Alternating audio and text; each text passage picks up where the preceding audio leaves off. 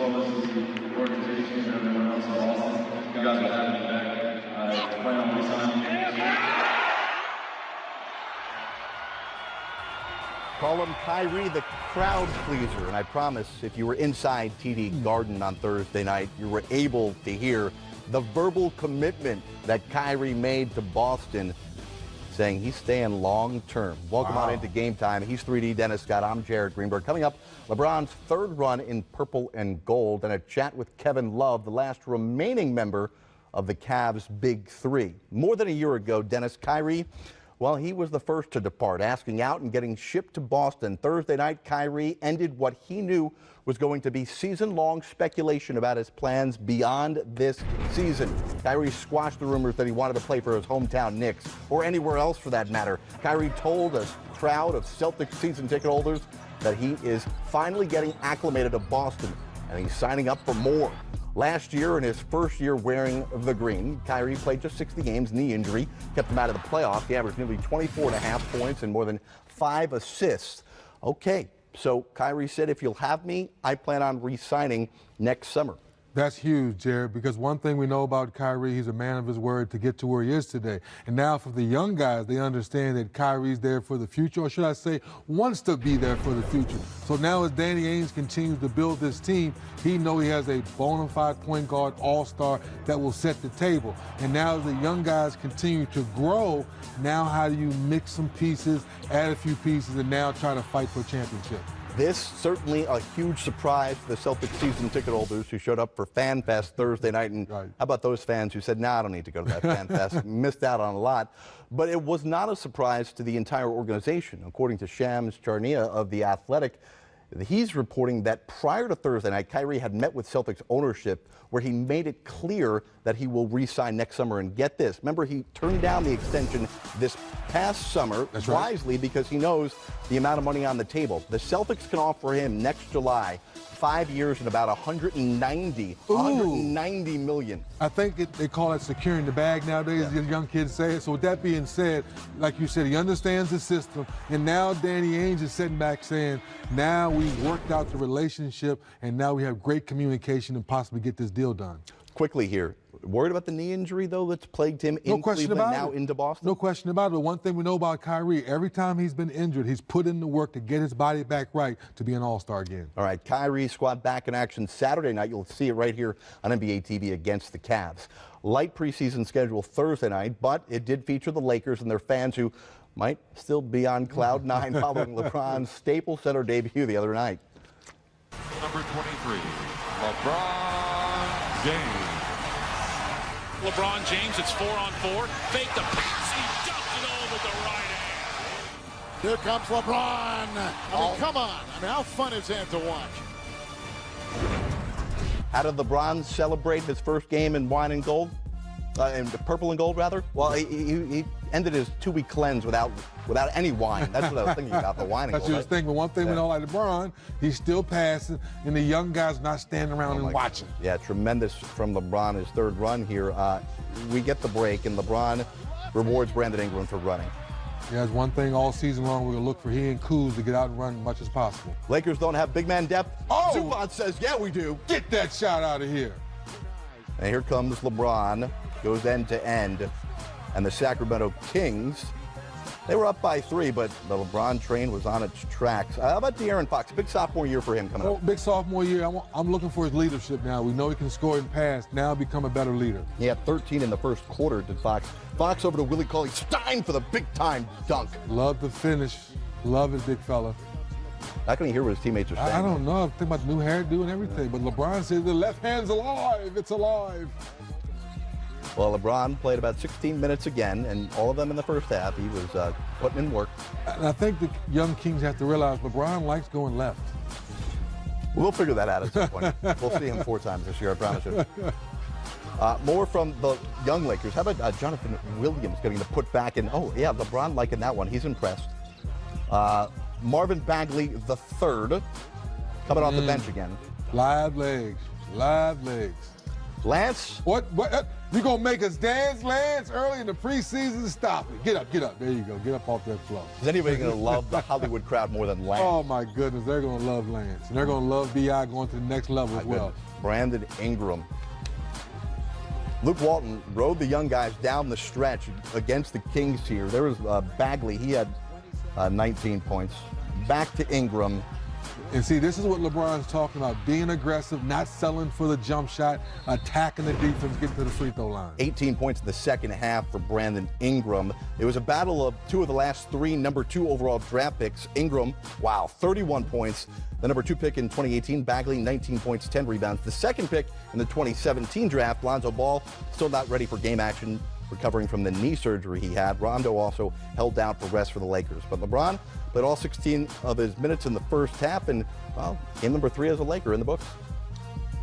I felt really good tonight, and I've been feeling really good throughout, throughout training camp and, throughout these preseason games. But tonight I felt really, really good. I was able to get some good pace, get some rebounds, get out. I got a couple ISOs where I'm very, very efficient, and was also very able to get to the free throw line. You see the ball go through the rim, the free throw line, it makes you a little bit more, even more comfortable offensively. So it was good for myself. What does he have to work on, right? He looks so good in shape, right? Rolling. I'm very impressed, Jared. You're 16, the mind's right, the body's right, and he understands this process is totally different than before. This young team needs to learn how to, one, practice daily with great habits, and then have those habits carry over to the game floor. And now with LeBron James, you're not standing around and watching. That's what I like so far from Brandon Ingram and Kuz and the rest of those guys. Yes, LeBron's on our team. Let's not just stand around and watch, and let's go out there and compete. Well, LeBron, very complimentary of the game that Brandon Ingram had. How could you not be? LeBron said after the game, this is the year for him meaning Brandon Ingram.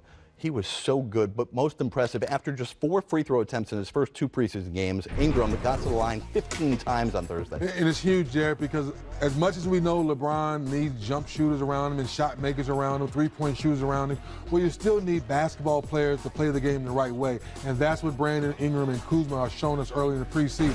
Put the ball on the floor, cut to the basket, LeBron will find you, and as the season wears on, obviously you got to knock down some jump shots. All right, so the Lakers get the win, but much more importantly, the development. Brandon Ingram no takes question another about step it. Yes. forward. Yes. All right, 3D, plenty more to come here on this edition of Game Time. We come back with more highlights from Thursday night, including a new look Rocket lineup. And how about this for a stretch 5? Who? Carmelo Anthony outside in the perimeter playing the 5. We'll show you the MVP as well, James Harden, plus another blow to the Oklahoma City Thunder. Say about the latest injury news. Coming back, much more on Game Time.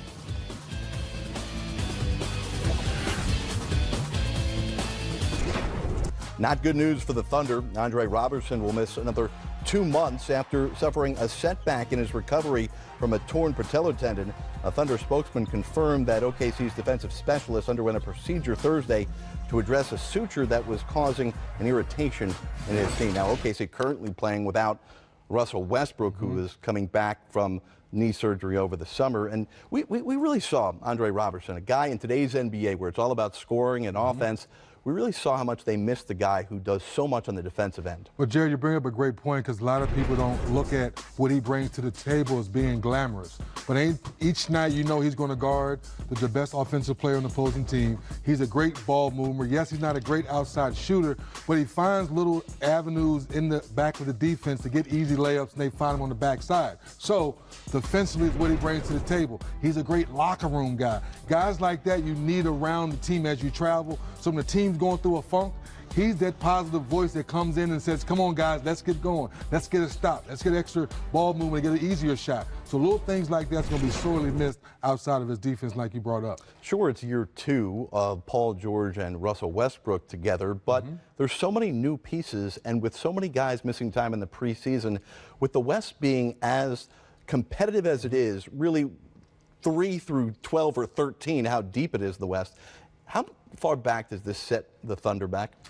It sets them back in a big way, and here's why, Jared, because the continuity. We know how good Russell is, but missing those games, Yes, you're bringing in little Goldie. Wait a minute, he cut his hair. He's not little Goldie no more. So I guess they got to call him Dennis now. Now Dennis has to learn a new system, learn playing with Adam. The other night I thought he played pretty well with the pick and roll. But to your point, with all those guys being injured, it's going to be hard for those guys to get good chemistry early in the season. So with that being said, how far do you get behind the 8 ball, to your point, of trying to fight for an 8 or 7 spot? Or like last year, they played so well, they were so high up in the standings. Steven Adams, the toughest man in the NBA, according to the NBA general manager. He is. He wants his award, though. He We haven't given that to him. Preseason hoops from Thursday night. We've got Indiana taking on Houston. Rockets suffering some injuries. You know about that. So how about little James Harden? How about Carmelo Anthony at the center spot tonight? The center. Well, we don't have too many big guys left. It makes sense.